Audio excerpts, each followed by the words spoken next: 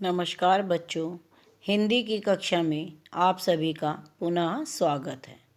बच्चों, पिछली कक्षा में हमने आपकी पूरक पुस्तिका भारत की खोज के पाठ सिंधु घाटी सभ्यता को पढ़ा था।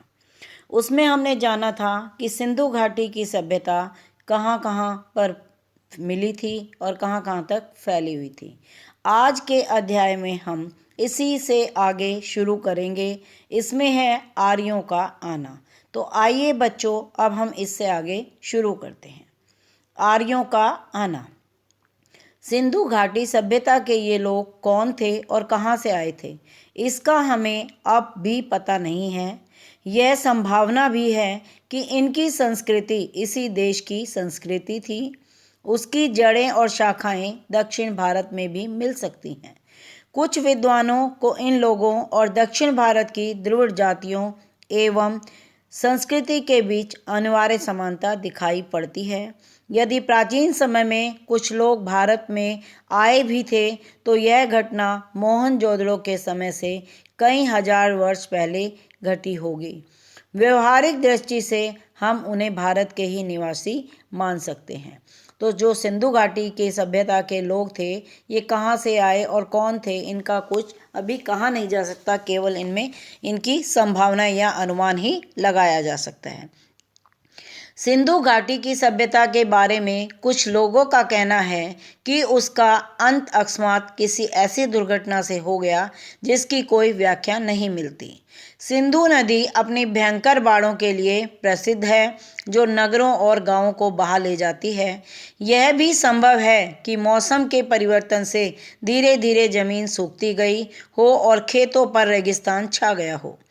मोहनजोदड़ो के खंडहर अपने आप में इस बात का प्रमाण है कि बालू की तह पर तह जमती गई, जिससे शहर की जमीन की सतह ऊंची उठती गई और नगरवासियों को मजबूर होकर पुरानी नींवों पर ऊंचाई पर मकान बनाने पड़े। तो ये जो है सिंधु घाटी जो है, इसकी सभ्यता के बारे में कुछ भी अनुमान नहीं लगाया जा सकता और लगता है कि इसका अंत जो है कोई अचानक घटना हुई और इसकी हमें कोई व्याख्या नहीं मिली। और ये भी कहा जा सकता है कि मौसम परिवर्तन के कारण धीरे धीरे जमीन सूखती गई और जो बालू का ढेर हुआ तो उस पर ऊंचाई पर लोगों ने मकान बनाने शुरू किए। खुदाई में निकले कुछ मकान 2 या 3 मंजिले जान पड़ते हैं। वे इस बात का सबूत हैं कि सतह के ऊंचे उठने के कारण समय समय पर उनकी दीवारें भी ऊंची उठाई गई हैं। हम जानते हैं कि सिंध का सूबा पुराने समय में बहुत समृद्ध और उपजाऊ था, पर मध्य युग के बाद वह ज़्यादातर रेगिस्तान रह गया।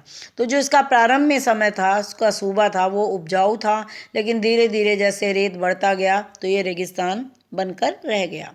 इसलिए यह मुमकिन है कि मौसमी परिवर्तनों ने इसके इलाकों के निवासियों और उनके रहन सहन की पद्धति को प्रभावित किया हो। लेकिन मौसम के परिवर्तनों का प्रभाव दूर दूर तक फैली इस नागर सभ्यता के अपेक्षाकृत छोटे से हिस्से पर पड़ा होगा। हमारे पास इस बात का विश्वास करने के कारण तो हैं ही कि यह सभ्यता गंगा घाटी या संभवतः उससे भी दूर तक फैली थी, पर इस बात का फैसला करने के लिए हमारे पास पर्याप्त आंकड़े नहीं हैं। हम ये तो कह सकते हैं कि सभ्यता फैली हुई थी गंगा, लेकिन जो आंकड़े जो अनुमान उसके अनुसार हम बताएं तो वो हमारे पास पर्याप्त नहीं है। यह बालू जिसने इनसे कुछ प्राचीन शहरों पर छाकर उन्हें ढक लिया था, उसी ने इन्हें सुरक्षित भी रखा, जबकि दूसरे शहर और प्राचीन सभ्यता के प्रमाण धीरे धीरे नष्ट होते रहे और समय के साथ साथ खंड खंड हो गए। तो ये कहा जा रहा है कि जो रेत थी यही इसको बचाने में भी उपयोगी रही, इसी ने इसको बचाया भी और धीरे धीरे जो है इस सभ्यता के प्रमाण जो हैं नष्ट होते चले गए। सिंधु घाटी सभ्यता और बाद के कालखंडों के बीच निरंतर संबंध के साथ ही इस सिलसिले के टूटने के या इससे अंतराल के प्रमाण भी मिलते हैं। यह टूटना इस बात का भी सूचक है कि बाद में आने वाली सभ्यता भिन्न प्रकार की थी। तो जो ये टूटी हुई है, जो इसके अंतराल में प्रमाण मिले हैं, उससे यह सिद्ध होता है क्योंकि जो उसके बाद की जो सभ्यता आई है वो उससे भिन्न थी। बाद में आने वाली इस सभ्यता में शुरू में संभवतः कृषि की बहुतायत थी, क्योंकि नगर और थोड़ा बहुत शहरी जीवन भी मौजूद था। खेती और पक्ष पर जोर शायद उन नवागंतुकों ने दिया होगा जो आर्य थे और उत्तर पश्चिमी दिशा से भारत में एक के बाद एक कई बार में आए। ऐसा माना जाता है कि आर्यों का प्रवेश सिंधु घाटी युग के लगभग 1000 वर्ष बाद हुआ। यह भी संभव है कि इनमें इतना बड़ा समय का अंतर न रहा हो और पश्चिमोत्तर दिशा से भारत में ये कबीले और जातियां समय समय पर आती रही हों और भारत के जज्ब होती रही हों। सबसे पहला बड़ा सांस्कृतिक समन्वय और मेलजोल बाहर से आने वाले आर्यों और उन द्रविड़ जाति के लोगों के बीच हुआ, जो संभवतः सिंधु घाटी सभ्यता के प्रतिनिधि थे। इसी समन्वय और मेलजोल से भारतीय जातियों और बुनियादी भारतीय संस्कृति का विकास हुआ, जिनमें दोनों सभ्यताओं के तत्व साफ दिखाई पड़ते हैं। बाद के युगों में और बहुत सी जातियां आईं, सब ने अपना प्रभाव डाला और फिर यहीं घुल मिलकर रह गईं। तो जो इसमें प्रभाव दिखाई पड़ते हैं वो जातियों के कि वो समय समय पर आईं, और जो बाद के युगों में बहुत सी जातियां आईं तो सब ने उनमें प्रभाव डाला और वे आपस में मिलजुल कर रहने लगीं।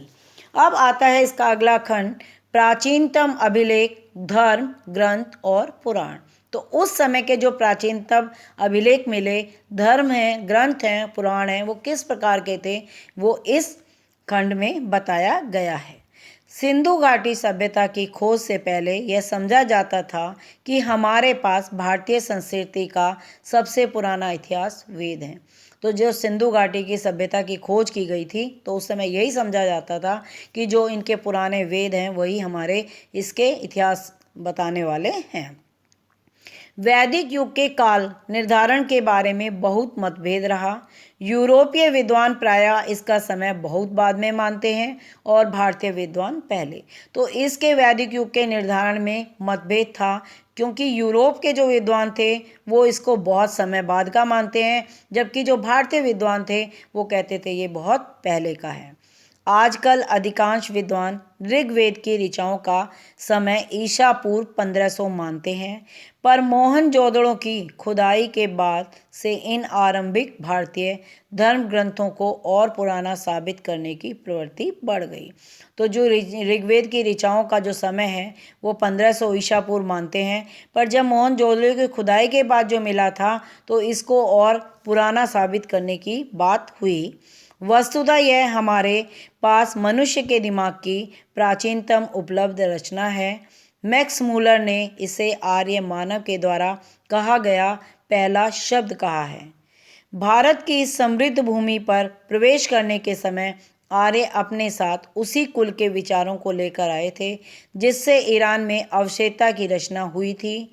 भारत की धरती पर उन्होंने इन्हीं विचारों का पल्लवन किया। वेदों को अवशेषता की भाषा में भी अद्भुत साम्य है।